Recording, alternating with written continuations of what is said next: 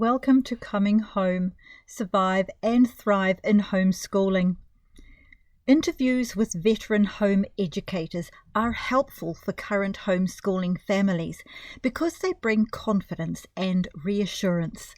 You can do this. Your kids will be well educated and have high socialization skills.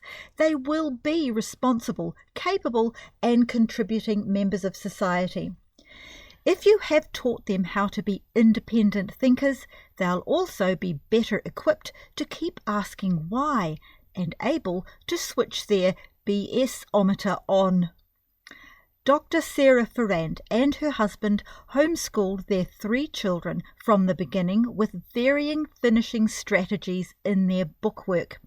I hesitate to call it education, as homeschoolers typically live the reality that their education never ends and the world is their classroom.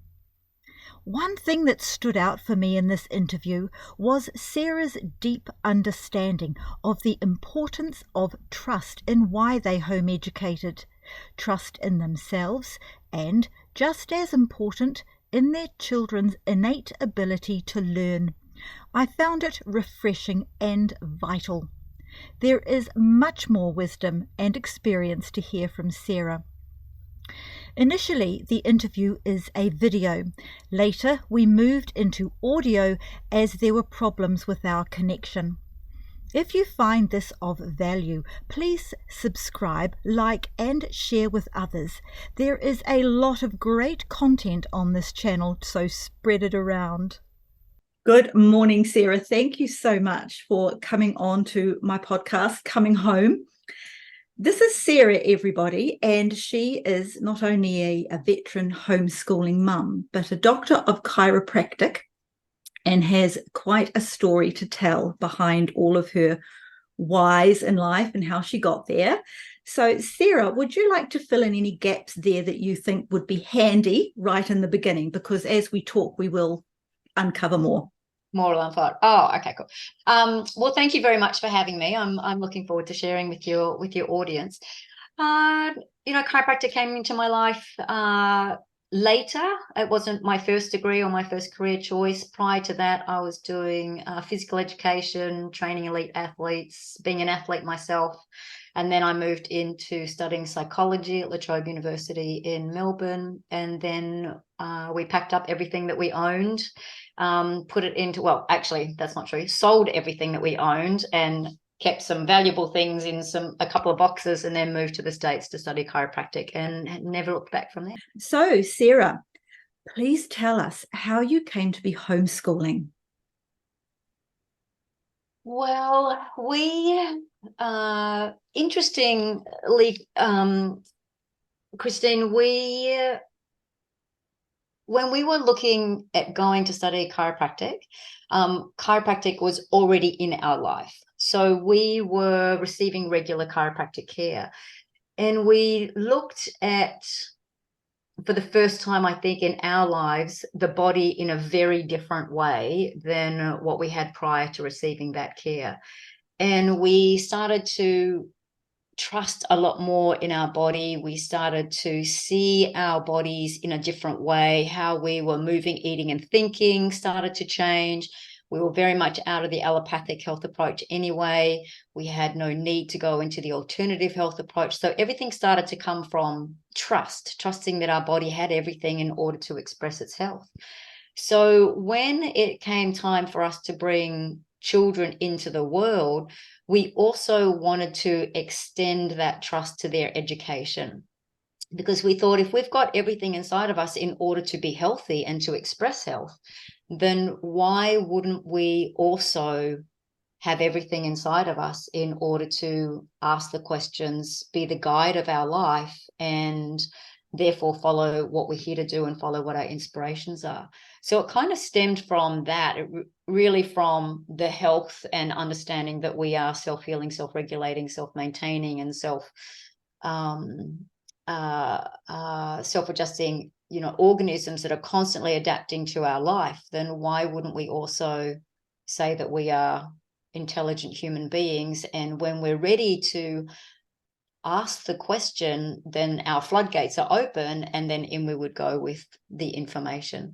So it really was trusts that had us go into that journey. And early on, I guess there was a couple of things. So we'd always known that we wanted to go down that home education kind of route. And then as we were getting closer to bringing kids into the world, there were a few things that we came across. One was the Amish midwives who we had in the States when our eldest was born, and they Amish trained midwives. They had home educated kids everywhere. We would go out twice a month to their place in the States to discuss and chat with others about our pregnancies, a whole collection of people. Well, these 4 midwives had, one had three girls and 3 boys. One had 6 girls, one had 6 boys, and one had 7 girls and 3 boys. So, and they were all home educated, and they were beautiful and gorgeous children. They could chat to anyone. They were alive. They were vibrant. They were just awesome kids. And so that was another kind of bow in our quiver to go, okay, yep, there is something in this home education. And then the second thing we came across was a gentleman by the name of John Taylor Gatto. I don't know if you've heard of him. He wrote the book Dumbing Us Down, The Hidden Curriculum of Compulsory Schooling. And if anyone that is listening here who is just starting out on the journey and questioning whether they will or they won't, then please go pick up that book and have a read of it, because it's a great read. And as you and I know, that he was a New York State's best teacher, and on his acceptance speech he wrote about how the curriculum was dumbing the kids down, and he pretty much left teaching then and went into different parts of education. So that was another bow in our quiver. And then I also had the opportunity to be at a conference with him and listen to him where he was speaking, and listen to him before he passed away. It's going back, another 20 odd years. So he was, a great beacon for me in terms of the inspiration. Like when I read the book, I'm like, oh, we've got this. Like I said to my husband, we've got this, not a problem. So that was another bow. And then I guess the third one or the fourth one was this study that I came across that was done out of Queensland in Australia. And it compared home educated kids with private school kids and public school kids. And it was a very, at least for me, a significant study to read, because it explained how home educated kids have higher IQs. They can converse with people across a wide audience, and universities tend to hold places for them. And they hold places for them because universities, as we know, are all government funding on per capita. So the longer the student is in the course, then the more money the university gets. So it's a no-brainer for them to make sure that they have places available for home educated kids, even if it's by the back door, because they generally know what they want, they're inspired to do it, and they're less likely to drop out of the course. So it's a ka-ching for a university to say, yep, we'll take you in, like, absolutely. And then the last thing out of that study that really hit me was that the kids, when they're at school, regardless of private or public, is that they only are under tuition for an hour and a half a day. That's it. An hour and a half a day of tuition. The rest of it is done on opening the class, closing the class, managing the class, discipline, lunchtime, recess, afternoon tea, and all and sundry that goes with just managing kids. And so it was another, bow in the quiver of home education for us, because like, we can do an hour and a half a day. That's easy. So the more I looked into it, and myself and my husband, I should say, looked into it, and our goal was pretty much in starting home education was we want to raise independent thinkers. That's what we want to do, because subtly through my childhood, my dad had pretty much done that to me when he put his hand on my heart and said, Sarah, you have all the answers inside of you. Just ask the question and trust your answer. That enabled me to become that critical thinker. Well, what do I want to do? Is that making sense? So we wanted to have that kind of foundation of what my dad had taught me, or given me in those lessons, and brought that into our home. So raising independent thinkers that can critically think for themselves, and will always have a curious nature and want to ask questions. So that was really those 4 things that, when we brought kids into the world, there was no other question. They were going to be outside the system. And we would start our journey with home education and trust. And for us, Christine, it wasn't it was never about, and I think this is where parents can get caught up in I could never do that. And when you look at that Queensland study of an hour and a half tuition a day that children get, public or private, it doesn't matter, then we have this stigma to really kind of squash in home education, that you've got to bring the school into the home. And it's like, you don't. Home education starts from the minute they wake up to the minute they go to bed. And some children might like to educate at 9 o'clock at night. They're like, can you read me this book? Some might want to do it at 6 o'clock in the morning. It all depends. When you become the observer of your children, you really start to see how they learn and what they're inspired to do, and perhaps what is their pathway here in life. And so for us, we never brought home education from a school perspective into the house. That wasn't ever going to be our bent on home education. So we decided to call it something completely different, and we called it inspired learning. Because if we could show and demonstrate to our kids that we were inspired in our life doing what we love, which is chiropractic and education and presenting and writing, then why wouldn't they also want to have that in their life? So we always called it inspired learning. And for us, the education part of it was done more so in conversation than bookwork. So for us, the bookwork was not such a big deal, but being with each other and conversing with each other was. Mm-hmm. I probably got into Granny's house with all of that. You asked that one question and we went everywhere else. Sorry. No, that's wonderful. That's amazing, because we can bounce off that in many ways. Sarah, you used the phrase inspired learning. I haven't heard that phrase before. And for those of us who like to kind of categorize and have neat little boxes, not that that's me, but I know that is for some, would you say that attitude falls more into what is commonly referred to as unschooling? Look, it could. For me, we just had nothing to unschool. And it really came from a space of inspiration. Like, we really wanted to have our kids be inspired in their life with what they wanted to do. So it was very much a self-governing.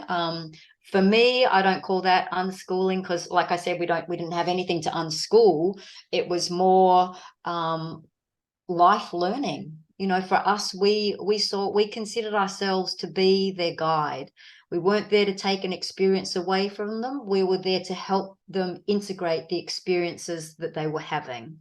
So nothing was ever right or wrong or bad or good or anything like that. There was just experiences that we would have in order to help shape us so that we could put more bows in their quiver of life to be drawn upon when they have, flown the coop and they're off and out of the nest. So I guess at one level, people could see that as being an unschooling type word, but for me, I never looked at it from that perspective. We just wanted to make sure our kids were inspired with, and do what they love to do. I think too that comes from you'd already reached a point of trust, not only in the innate ability of a child who just wants to learn. It's that they arrive that way, right? Yeah. But also a trust in yourself that when somebody expresses a doubt to me about whether they can homeschool or not, I don't think I could. I'll often say, did you potty train your child? Well, yes. Well, if you can teach them that, you can teach them anything. And you often just see them go, So I know I get that question a lot too, like, oh, I couldn't do that. And I always say to them, did you teach them the English language? And they were like, yeah. I'm like, teach yes, them anything. yeah, You can do it. And if not, you're resourceful enough as an adult to find out those people that you might be able to bring in to help give them that lesson if that's what they need.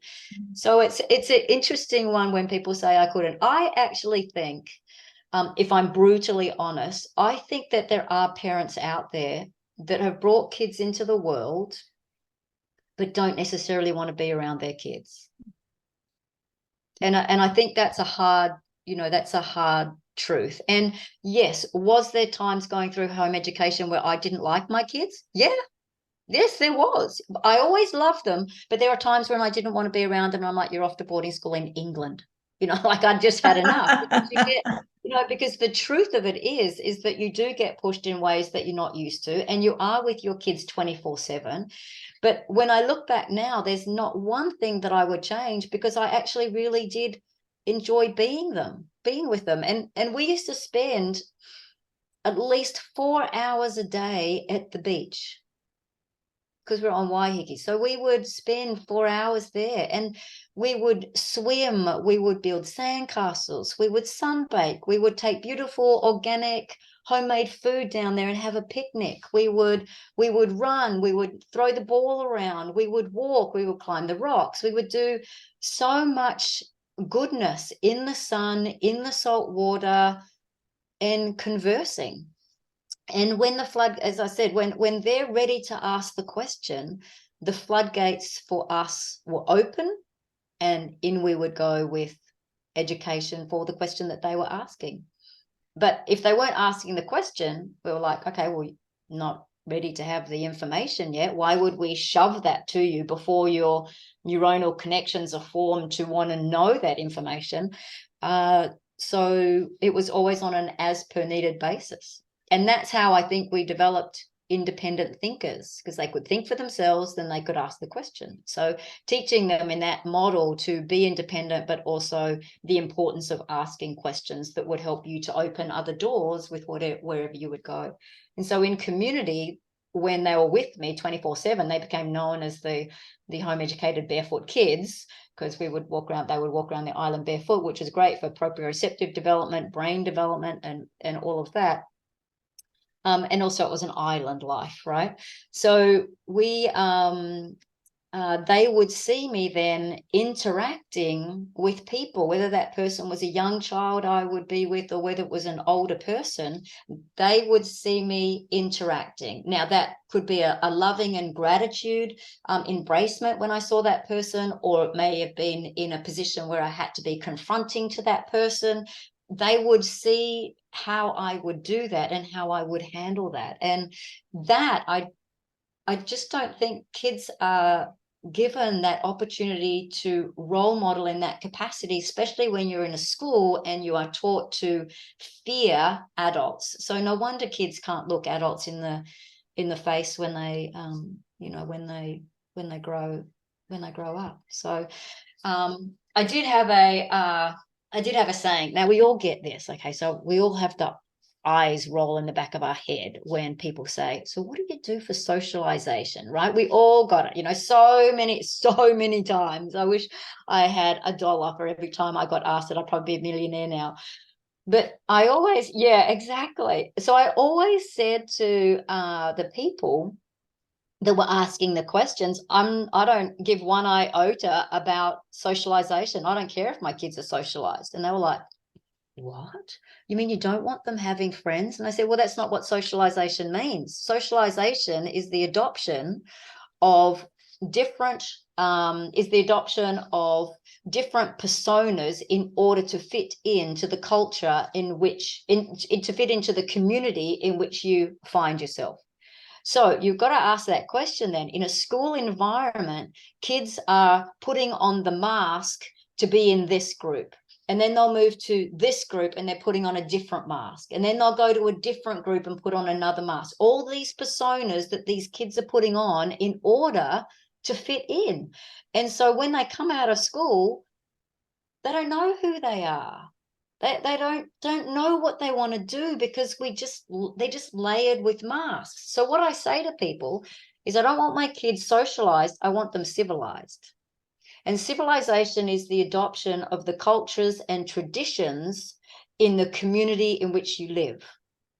And so that's what we did. We looked at all the cultural things that we had within our environment on Waiheke. We'd tap into all the resources of the older generations that had retired there, that had so much wisdom at the age of 70, that were just, hanging out at home. It's like, let's tap into those business people, or the guy that's got the garage set up to do some carpentry, or the teacher that's just retired. Like it was, we had that ability to tap into it because I wanted them civilized and not socialized.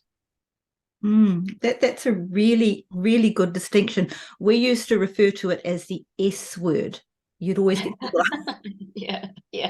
The eye roll word. Oh, for goodness And I sake. know that's bad because when I was starting out, that I'm sure, I don't remember, but I'm sure I had that question. Well, what are they going to do for socialization? How does that work?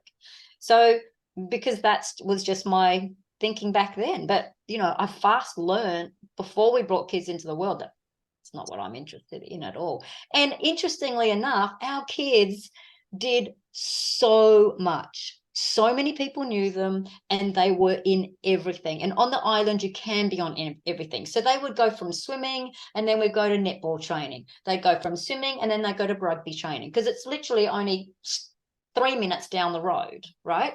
So they did so much. So they got all of that, I guess, connection time as kids with people through their sport. So we always had them in sport. Yeah. Yes. So the socialization or civilization part of it, as you say, isn't something that is part of the curriculum. It's part of your life, which, as you've already intimated, clearly there was no boundary between where life started and then school, and then we're going to stop, and then it's, as you say, any time of the day. Yeah. I was just going to say, kind of like thinking of the home education as the branch of the tree, and then we just, we not the branch, the trunk, I beg your pardon, the trunk of the tree. And then we just have all these branches that are just the extension, the extension of that, and how do we, what areas would you feel that would be important to have on your trunk, and everyone's got different branches with home education, because parents have different thoughts and opinions on the home education journey, and what is right for them is right for them, because the way we've brought up our kids is not necessarily the right way for, Joe Blow who lives down the road and Mary Lou. It will be different because we had different upbringings to them ourselves, and you're usually driven by the voids that you have in your life, and so you'll want different things for your kids, and that's okay. I don't think there's any one cookie cutter way to do home education. I think that's the important point in this. But when people are first starting the journey, they think there is, I've got to do this, and we've got to do bookwork at not 8:30, and then we're going to have a break, and then we're going to have to. I did an exercise with our kids one time, actually, and I said, would you like to know what school would be like if you went there? And they said, yep.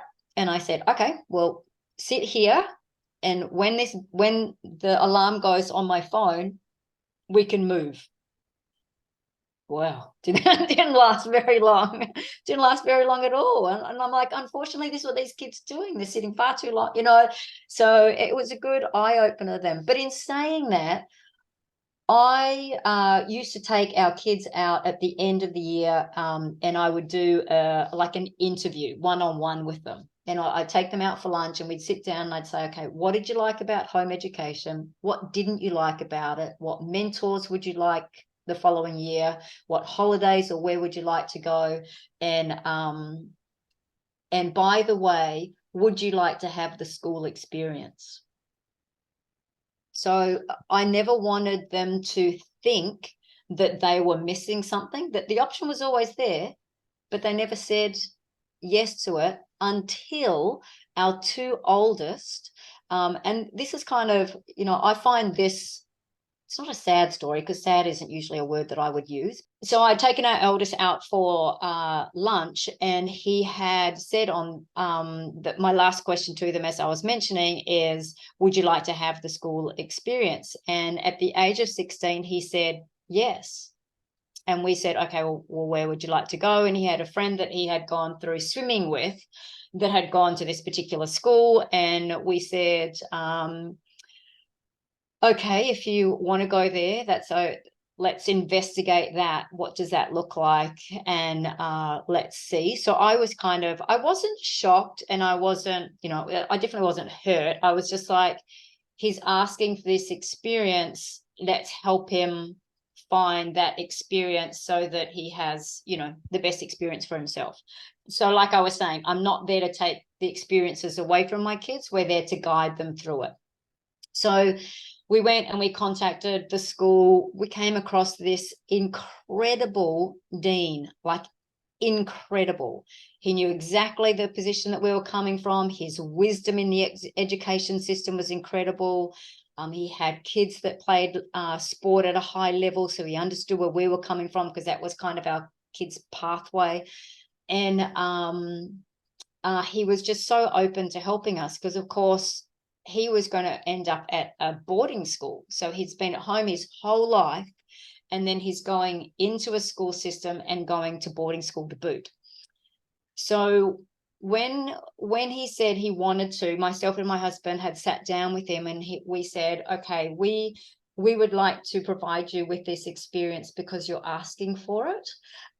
However, we want you to know that when you go to school, what are you wanting to get out of it?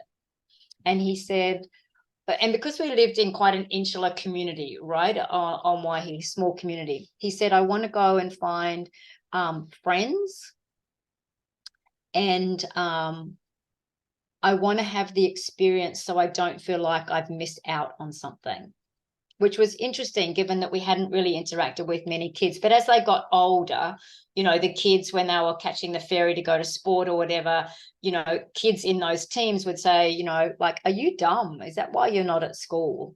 Or, are you, just really weird, silly stuff.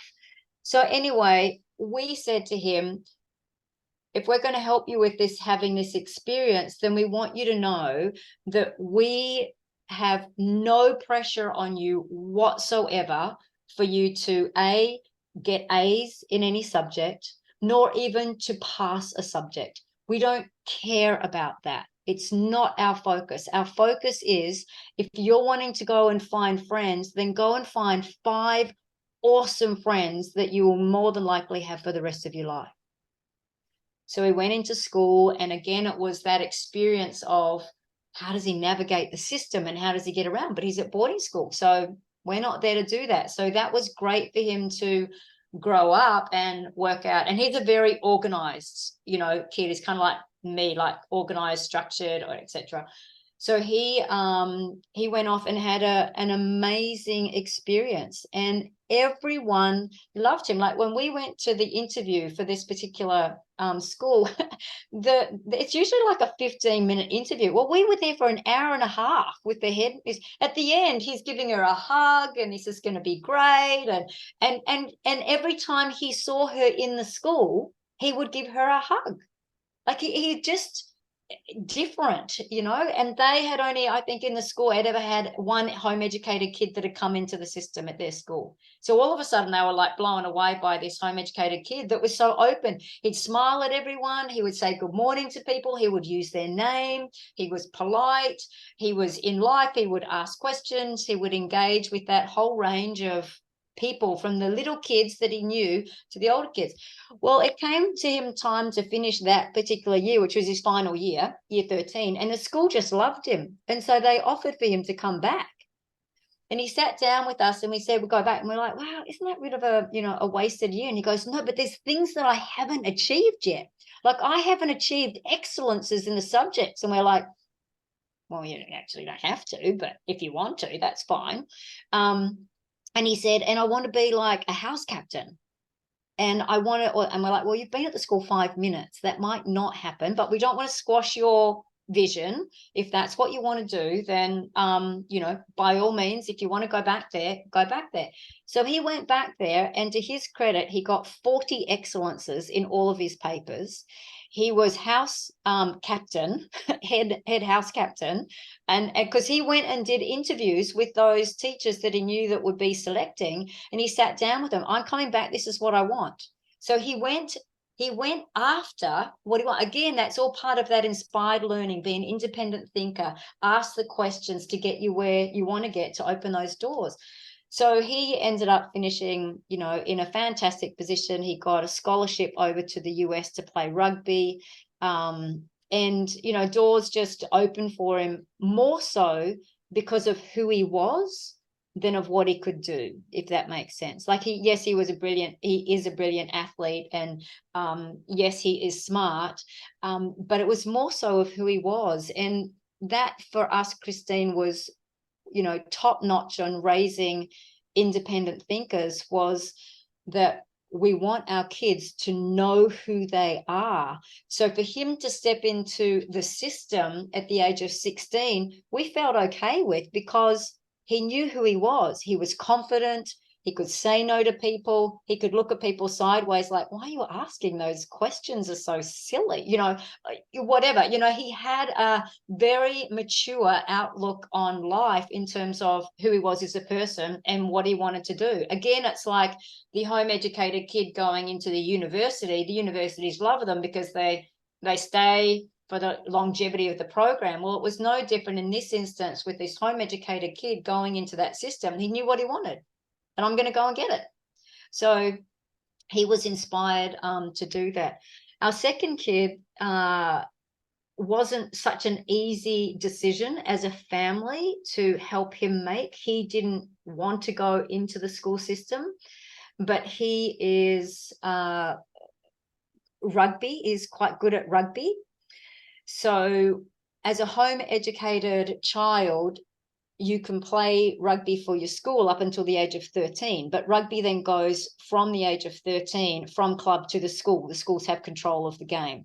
So it's not like basketball or table tennis or volleyball or netball or soccer, where you can still play sport for your club as well as for your school. So it comes straight out of the clubs, and then into the school. Well, he got to 13 and there was no school. Like, he had made age grade teams in Auckland, but there was nothing else for him unless he went to school. Well, Auckland ended up picking him up, realized that he had some potential, picked him up, and put him into the International Rugby Academy, which is where our eldest boy had gone as well. So this International Rugby Academy, it's not the domestic academy, and he was only 13. He was in the International Academy. So he would go 3 times a week on the ferry and take himself to training with kids on the average age that would come over from international countries all around the world, from Ireland, England, Wales, Argentina, Japan, South Africa, and they would all come to the International Academy for X period of time and train with awesome rugby coaches. So he was going 3 times a week to train in this academy, and the average age of the kids was about 23 to 24. So he was in this little 13-year-old, running around with all of these older kids. And he did that for 2.5 years. And he only ever played 1 game during that time. So we explained it to him. We said, okay, this is just confirming your skills. He was trained by Mitre 10, or at the time, NPC, whatever it's called now, but Mitre 10 Cup coaches, Super Franchise coaches, Auckland coaches. Like, he had a high level of coaching on him at a very young age. And so we said to him, this is just the nourishment of your skills. Doesn't matter if you haven't played for 2 years. All those other kids are getting their bodies smashed, and you're just cementing your skills. So look at that. We always were framing it from that different perspective. And so it got to about 15, 16, I think 16. Yeah, 16, same ages. And where it was, the conversation was, okay, where are you going to go? Because now actually you probably do need to play some games. And again, he was still too young to be in the club system, because that's kind of like under 85s, and it's, you know, that's men, and he's still a boy. So school's going to be your option, and he didn't want to go. We went and interviewed lots of places on rugby, because we said to him, like we did to our eldest boy, if you're going to go to school, we don't care about your academics, I don't care what you get, just go and play rugby. If that's what you're here to do, because he came to us at the age of 5 with a ball under his arm and said, I'm only here to play rugby. So, you know, you watch this space, right? You know, and you just watch and guide, and, you know, you wonder if that's going to happen. But today it's, you know, it seems to be heading in that direction. So we just said that you just go and play rugby. You're in the rugby academy, you learn as much as you can about rugby. If that's truly what you're inspired to do, then just go do that. So anyway, he ended up going into the same school as our eldest was at, and when he was in his final year, so they boarded together, which was probably great for our middle boy to have that kind of nurturing under the arm, because he's not as structured and out there as our eldest. But he knew who he was too. So he went into the school system for that reason. And then our youngest, she never said yes, never wanted to go into the school system. Yay. She's just finished personal training and fitness leaders, and her first year of online nutrition course at a friend's course from Australia that she's been doing. And she's now in the industry. So at 16, so she's doing great. She knows, she's very much always been, since she was young, Christine, always into food and making food and baking and all of that kind of stuff. She's always had an interest in nutrition, and always played sport as well, and sport to a decent level, and danced to a very high level in hip hop, and fitness was always going to be her thing. So she's from, when you look at where they are when they're young and what they're doing now, they very much have flowed on. And our eldest, he was always building stuff when he was young. Didn't matter if it was Lego or catapults out in the backyard with any wood that was laying around, and he would build. And now he's building. So if you look and be the observer of your kids, you see those pathways, and you help open doors for that direction. Yeah. Mm. So taking the natural skills and interests that you could observe in your children right from the beginning, and the story of your middle child arriving at age 5 with a rugby ball under his arm. I mean, Aussies and Kiwis, Yep. But as parents, often with the young ones, often our attitude is, oh, well, they're there, Johnny, we'll see. But yeah. But then we observe our children, don't we, when we're homeschoolers? We're very aware, intimately aware of what their talents are and their gifting. So clearly that was your route, because you've talked about trust. So not just a trust in yourself and your husband in your parenting, but a trust in your children. And here they are coming into their teenage years, and you can still see the direction they're going on. And that was followed through. So your eldest can make an income, we'll say, heading into adulthood and potentially with a family at some stage. He can make an income with his building. Your second child is that appropriate even? Let me rephrase that, because that could get a bit personal. How did you kind of track for helping him look down his years and go, how are you going to provide for a family? Because a sports person in active sports has probably only got a limited amount of years with the intensity of it. What about after that? And then with your youngest, your daughter, I'd like to explore that a little bit more with you too, as to how you navigate that, because I think I just heard you say she's gone into that outside the official educational tertiary realm. Sorry, that's a lot Yeah. of questions in one go. Start with That's all right. That's all right. So, yeah, our eldest is in building. He has always been a, I guess, the money guy. Ever since he was 9, he worked for us in the practice. We have never provided our kids with pocket money. We've always said to them, you don't get something for nothing. That just means that we'll be an ATM when you go higher in life. And when we don't want to be an ATM, you need to work out how you can be self-sufficient when you're young. So he has always worked, and every time he had income coming in from a very young age, we said you need to save 50% of that. Half of it needs to go into your wealth account. So we set up a different account for him that's got a wealth account, and he's always put money into that. And still to this day, he saves around 50% of what he brings in. So he's well on his way to, he has his plan of what he wants and where he wants to go, and he wants to have his first house by 24, you know, etc., etc. So he's always been that planner.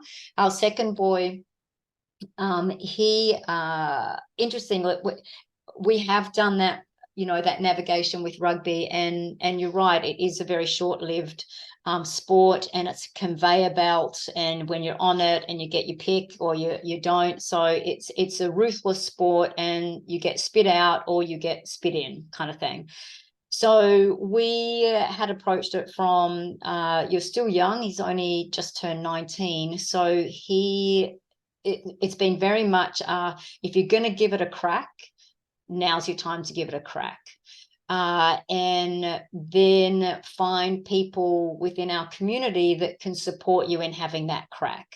So he was looking at going to a tech or university to study like a, you know, exercise physiology, coaching realm, kind of fitness leaders, that kind of realm as well, something in the fitness industry. And we just said to him, you know, that will always be there, but what you need right now is income to support yourself in this, you know, journey of rugby. So he, through the club that he was playing with post school, you know, found a wonderful employer who probably loves rugby more than what he does, and is exceptionally accommodating of his training schedule. So no legs Friday, you know, so he makes sure that, you know, our boy's not on his legs on Friday. No, you can be on the truck with that one. You know, you're not going to, you know, we're not going to have you on your legs because you've got a game tomorrow. So he's a rugby nut himself. And so they've kind of found each other, and he mentors our boy in business as well. So they're always talking, and our boy would come home and he would say, well, you know, I learned about this, and, you know, if we bought this and did this, then we could get more of those clients, you know. So he's thinking and learning at a young age about business and how it works, and, you know, how hard you do work in order to provide. And he too has been taught about his wealth account, that money goes across every week. So he does that as well. And then our youngest, yeah, she kind of bypassed the university system. We were looking at different places where that she could study fitness leaders and personal training, and she could do that through a tech. I think the money was going to be the same, so that was obviously a toss-up for us. And the one was you are a number in an institution, and the other one was we can do it through the New Zealand Institute of Health and Fitness, and it's more bespoke. You have smaller groups, you'll get more one-on-one, and I think it was like $500 difference. Like, it was nothing, you know, like in the bigger scheme of it, it wasn't a big difference. So we said, and she would finish it faster. So we said, well, that's a no-brainer. Go do it there, because you'll finish faster, get into the industry faster, and then you'll start to, you know, earn your own income. And she also does the 50% saving. She's very much like her older brother, quite structured in that way, and would save the money. I don't know if that answered your question, or in a roundabout, I've still got some questions to return to regarding some of the nitty-gritty of the homeschool days, but I'm so tempted just to move straight into that tertiary thing. But I'm just going to just park it for a few minutes. Yeah. And the questions that I had for you returning right back to the early days of homeschooling, where it became quite clear to you and you didn't have to go through all this angst of should I or shouldn't I, and what am I doing to my child, but the system does this. And because many homeschoolers do have to navigate that, we did.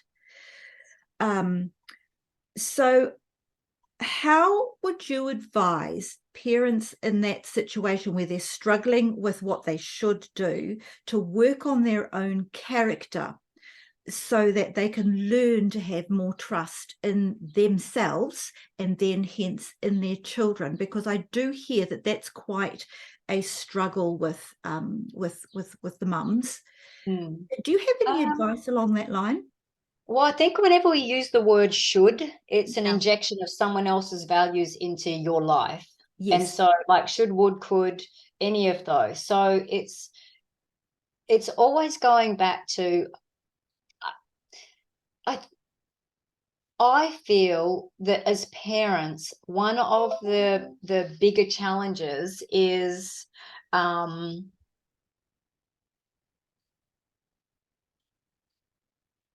how we, I'm just trying to find the words to say it. We think we're going to stuff our children up in some way. I'll just say it bluntly. It's like if I do that, is that going to stuff them up? Like we can't stuff them up. We can't. And when I say we can't, it's because they were born to us. We birthed them. They came through husband and wife connection. Everything that we have inside of us is what they require for their journey. That's the family nucleus. So the question would be is how do we lean more into that trust, lean more into that knowing of, I brought my kids into the world. There is something that they require from me more than just the physical body that they're born in. So I don't know if that really answers your question, but it's that, why do we allow values outside of us to come into our family nucleus? And maybe it's the start of, what do you want for your kids? What do you want out of this home education journey? Yes, we know the system is broken. Yes, we know the system is a very one-sided curriculum that these children are now being taught. It's a hijacked system of inane, ridiculous, stupid, pieces of information and factual understanding that they are taught, and they're taught to be rote learners as opposed to anything that's inspirational to find out what they want to do. Yes, we know all of that. So why would we want to have that in our family? What if we actually asked ourselves the question of, what do we want out of our home education journey? For us, it was to create inspired, independent thinkers. We wanted our kids to think independently. And gosh, when we look at the last 3 years, hasn't that been a great gift, that they can think independently for themselves when everyone else is shoving information? They're like, well, that doesn't make sense. Like, why would we do that? Or why would we do, X, Y, Z? Why wouldn't you ask this question? So I maybe it would start, if it helps for a young mum here to hear this piece, it would be like, what do you actually want for your kids? And honestly, doing the exempt form, the Ministry of Education exempt form for home education, we did 36 pages for each kid. That's how long our application was. And we had pictures in there. We had everything in there, this massive document. But what it said to the Ministry of Education back then, I think it was Steve who was sitting in that seat. We got a lovely handwritten note back from him, and we got pretty much approval within probably 48 hours. We got something back, like really fast, because he could see, he just said, your kids are so lucky to have you. I've still got the letter in the cupboard. And that's because I feel that when we wrote that letter, we started with what we want for our kids. and we're not always going to get it right, but that doesn't necessarily mean we get it wrong. It just means that we might have to pivot slightly and do something in a different way. But we can't stuff our kids up. I think that would be something, is that let's not come from that fear that we can't do it. Because my dad always taught me that 3/4 of the word can't actually spells can. So what you're actually saying is that you won't do it. So yeah, leaning into trust and asking yourselves what you want to have for your children, and that's going to help you build that, inverted commas, dare I say, curriculum around your home education. So for us, it was the independent thinkers. So for us, so much of their education came through conversation, because we wanted to ask the questions to help them think in a different way than what most would. It wasn't like, okay, I want to be able to create a honours student in academics so that you can get into that university. That would be a very, very different structure to a home education day. And granted, some parents want that for the kids, and that's great. There's nothing wrong with that. That's just not what we did. So I don't think there's ever a right way to home educate or ever a wrong way to home educate. I think there is with your family nucleus and working out what rhythm is right for the family. Thank you. That is a fantastically comprehensive answer that is going to be helpful, so helpful to those self-doubt days, as mums especially, because they're always there. Oh, and I had plenty of them. I'm not, sitting with a halo on my head and I got everything right. No, not at all. Not at all. There are those days, but the days when they're challenging, it's like, don't beat yourself up. Just take a break, chill, get a cup of tea, sit outside, smell the roses, hear the birds, watch a movie, do something that is not going to beat yourself up. And because you're with your kids 24/7, it is that, it is an intense time, but it's also not an intense time. There's the trade-off with not having the school come into the home, and the trade-off of being with your kids all the time to be their guide. Mm-hmm. So when it came time to choose some books for your curriculum, both any textbooks that you might have gone with, say, like for us, I always bought some maths books and bounced off those because I'm not a naturally maths style person. And a lot of our written work was based around the good books that the children were reading or writing about experiences they had, rather than setting them a piece of work. So when it came for you to choose some books, whether it was textbooks or literature books, how did you go about choosing? Because I'm just picking, you didn't buy a box curriculum. Am I right? No, actually not true. We when the kids wanted structure, when Anna was asking for that structure, we looked at the ESA books. I don't know if that would be a great resource for mums and dads looking, because it's called ESA Publishers or ESA. It's just I think it's up in Auckland, maybe East Tamaki or something around there. But every single book is the year's curriculum of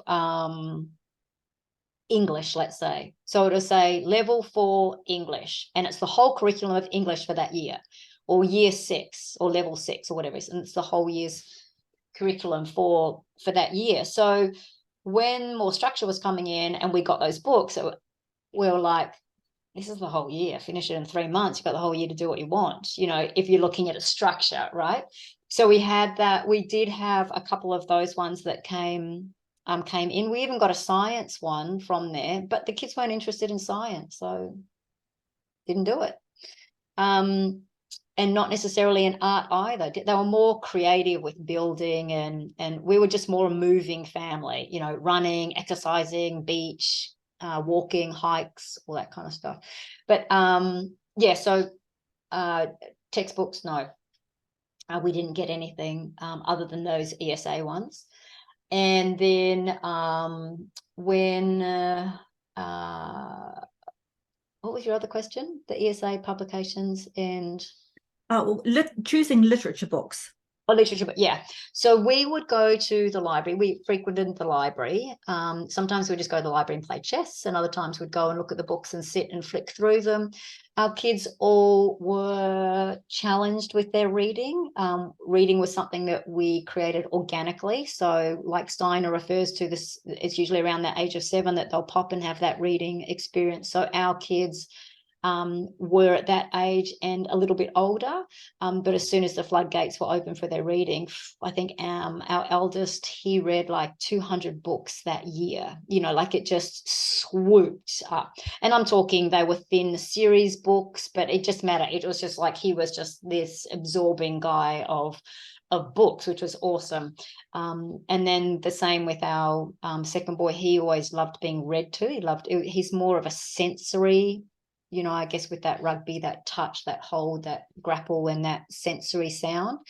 And then our youngest, she was probably a bit more challenged. So she was well later into her maybe closer to 10 when she was starting to read. And I never had a problem. I always knew that it was going to happen. They were not going to be, illiterate for their whole life. I mean, we were highly educated people. We knew that they were going to be able to read. So she's now an avid reader. She loves that. She'll go and buy herself books and put them on the bookshelf rather than go to the library and take them out. She just loves having books around. So, and I always loved having books. So we would go to the library and we had our favorite librarian there, and we would ask her, okay, the kids are now into this. What would you suggest would be, great books to read? And then she would help advise on what we thought, or I would say, no, I've heard about that one. That's probably not where I want my kids to learn right now. So tapping into our librarian became our greatest resource for getting books out of the library. And we would get, like a chunk at a time and then come through. And whether they read them or whether they didn't was neither here nor there. If they would just sit and flick through them, that was fine. They just loved doing that. So it was something that we did. And then obviously when they did get to reading level, and I would read to them too, and my husband would read to them, of course. So tapping into the library and the librarian was always a good resource for us. If you could time travel and go back to your young mum self just starting off homeschooling, is there any advice that you would give her? Find your rhythm. I think that was always good for me. It's kind of like, Christine, when you have your first child and it's like everything goes out of it, it's like, well, I'm a parent now, what do I do? And you're so used to having your own rhythm to your day as a couple, and then suddenly the firstborn comes along, it's like, and that kind of that you're always looking for that rhythm, but because they're children, every time you find the rhythm, it changes.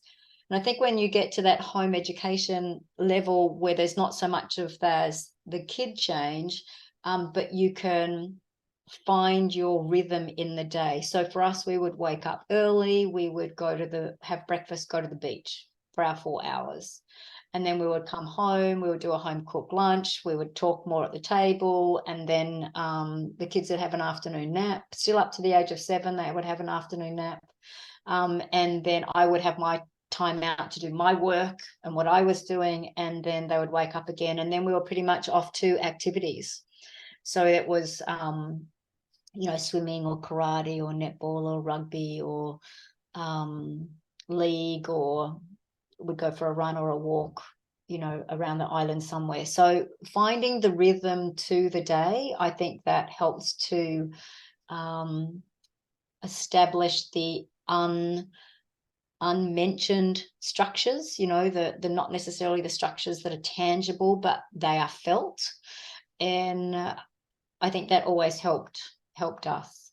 Yeah. Right. Oh, that's wonderful advice. I hope your confidence has been bolstered and your sense of reassurance that you are doing an amazing job of homeschooling your children, even if it doesn't feel like it sometimes. I encourage you to regularly listen to the interviews with veteran home educating mothers and adult homeschoolers. See them as part of your career development as a homeschooling parent. You'll see a link to another interview on the screen. The collection of interviews is also in the playlist area of my channel. See you next time.